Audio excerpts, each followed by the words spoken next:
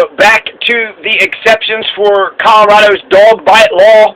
The dog bite law says that if your dog bites an animal or a person, a pet, a livestock, old, young, black, white, straight, gay, if it bites or injures, uses violence, whether it's serious bodily injury or regular bodily injury, or even death, automatically the owner of that dog is guilty of a crime. Guilty of either a misdemeanor or a felony, class 6, class 2, class whatever, but automatically they're guilty of it, or they're charged with a crime, and they go through the criminal justice system. But usually a cop needs to be proven, right? It needs to be proven through the police officer, so they'll believe you. And then the restitution is paid to the victims. No questions asked. They don't have to sue in civil court. If a dog bites a pedestrian, that person the owner is charged with the crime, and then the owner pays for the medical expenses of that person that they let their dog go ahead and bite, attack, or murder. Now, these strict liability dog bite laws is only for bodily injury. So dogs can, I don't know, threaten you. They can jump up against the wall, right? They can, I don't know, I don't think they can chase you,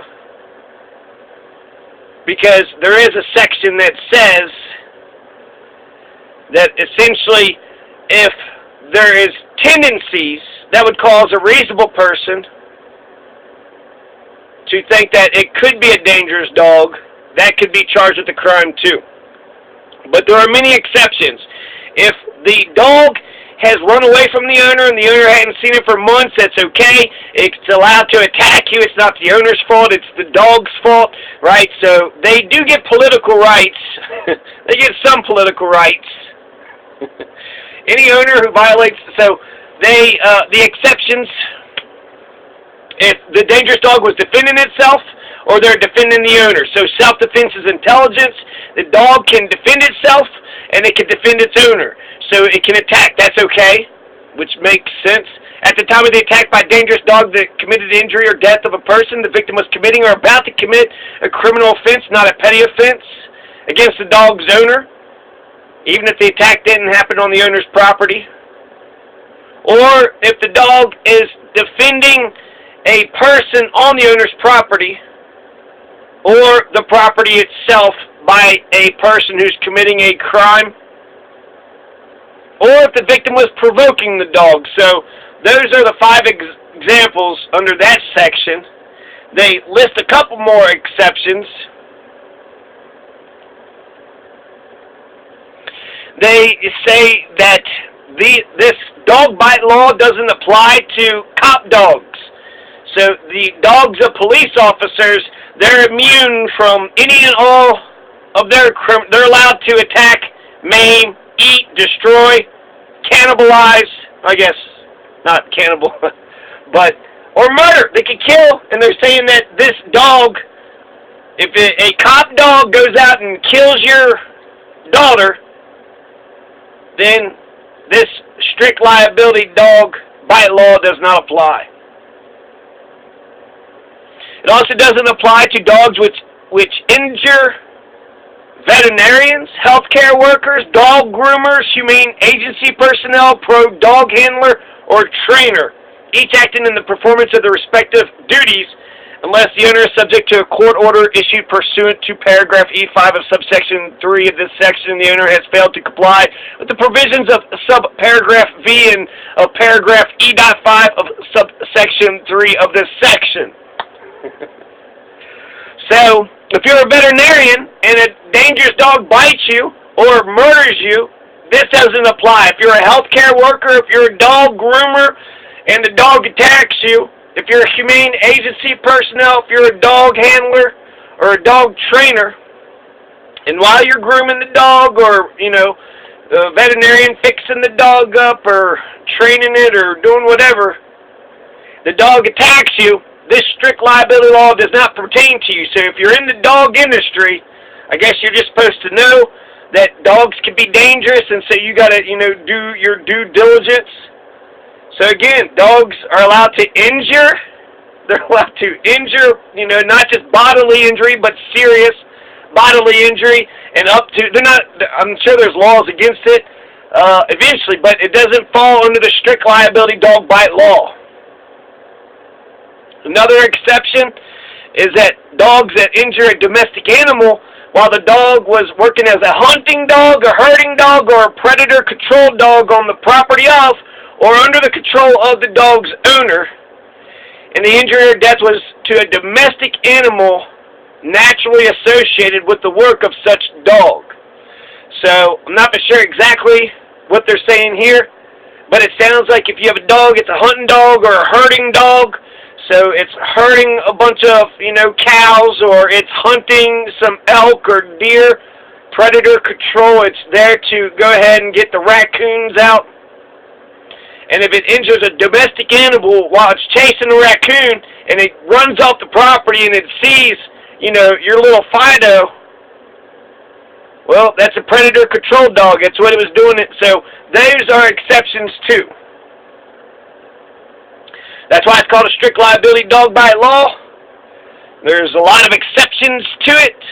Essentially, if a dog bites you or a dog does worse in terms of violence and death, then this strict liability dog bite law is enacted immediately without question at that very moment. But there's a bunch of exceptions, right? So the dogs of police officers, that doesn't apply to, for whatever reason. Dogs who injure veterinarians, healthcare workers, dog groomers, pro dog handlers, trainers. And hunting dogs, herding dogs, and predator-controlled dogs, they're forgiven too. Oh, you were out there hunting elk and then you went ahead and ate my Fido? Oh, you were out there herding cattle? You were out there hunting elk? You were out there getting the raccoons off your property? And then it came over and it ate my little kitten? That's okay. That's okay. That doesn't fall under the strict liability dog bite law. A couple just asides, interesting notes. The owner must pay a $50 license for a microchip that they pay for. So if a dog is dangerous and it bites another, and for whatever reason the dog is allowed to stay in the possession of the owner, that owner has to pay for the microchip, and they got to pay for a $50 license. Now, that's, I guess, bodily injury and serious bodily injury is the distinction between whether or not the dog gets euthanized. If it's serious bodily injury or death, the dog is euthanized.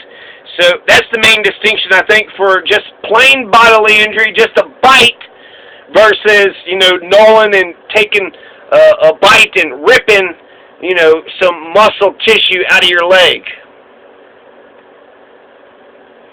Other exceptions I'll get to. I've already mentioned all of them in the previous video, but I wanted to get to some of these other asides. The municipal and county government, they cannot ban specific breeds. And so they say it's a statewide concern, so this is an attack to home rule cities. But essentially you can't ban pit bulls or any of these dangerous breeded dogs. So you can pass laws if you're a county or if you're a city or a village, whether you're home rule or whether you're a county and administrative unit of the state.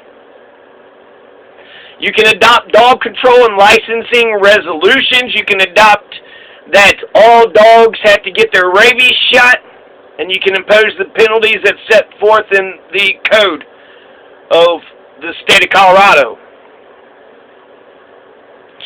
So you can pass any resolutions except for banning pit bulls. You're not allowed to ban pit bulls. It's against the law in Colorado.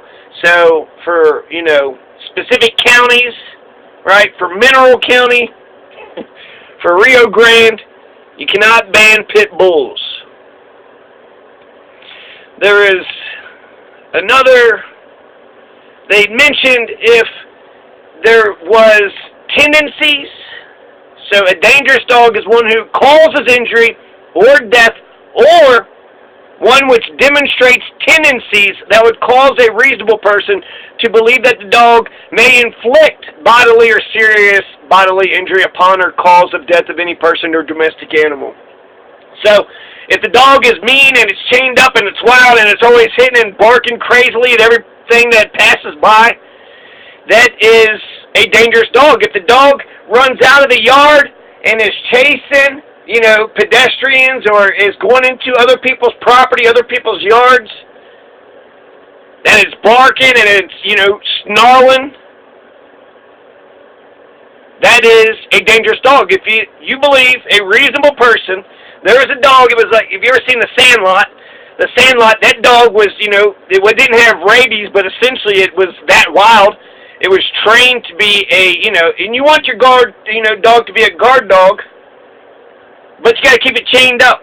And it's got to be, people have to know that it's not going to jump out and chase you. If it goes out of your yard, right, I'm allowed to walk down the street. I'm allowed to walk down the sidewalk. I can jog down the sidewalk. I can rollerblade. I can bicycle. I could drive a tiny little European car. So I'm lawfully on the public road, lawfully doing my jogging. In public places, a private dog cannot break out of the private home and attack a person on the street. So if it looks like a dog, or if a dog does run out of the yard every time that you drive by, or every time you walk by, if it runs after you and tries to chase you and tries to bite you, then that is a reasonable person. Common sense, let's use common sense.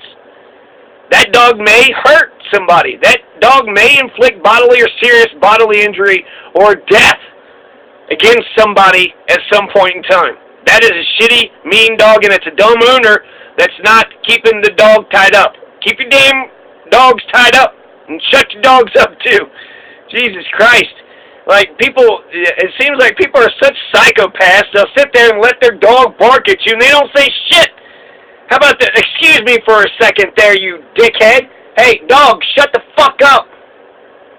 You didn't do it. You didn't say it. What, you think I like that, If I stood outside my yard, and every time people walk by, I'm like, fuck you, come here. Right, barking.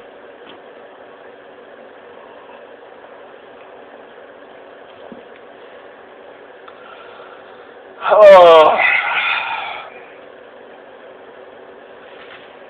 A human bark, people would have a problem with that, and they should. That's, that would be correct.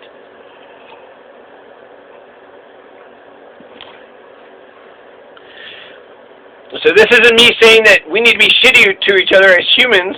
This is me saying that you need to realize that your dog is a hostile threat, not if it's a mean, shitty dog, not if it's just a mean, shitty dog inside your yard, but most definitely when it breaks that plane, when it breaks that threshold from being on the owner's property onto someone else's property, onto the street, the sidewalk, onto a building, your own property, your house, and it's snarling and attacking, so you have a right to defend yourself.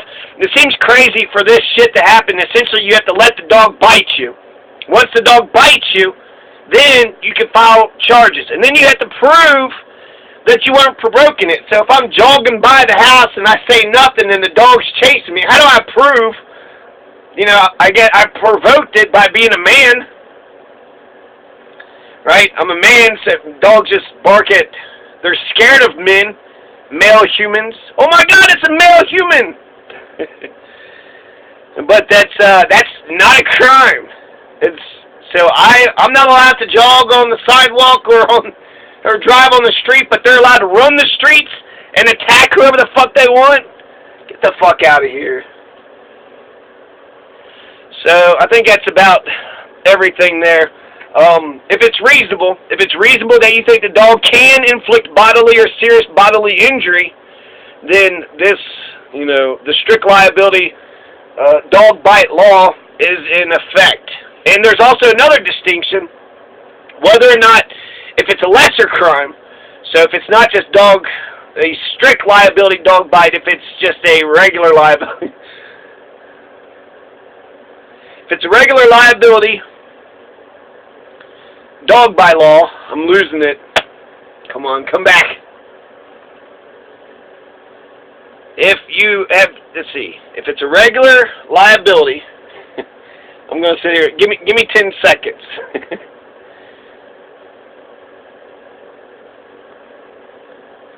There's other things that you could do if it's lesser than the strict liability dog bite law.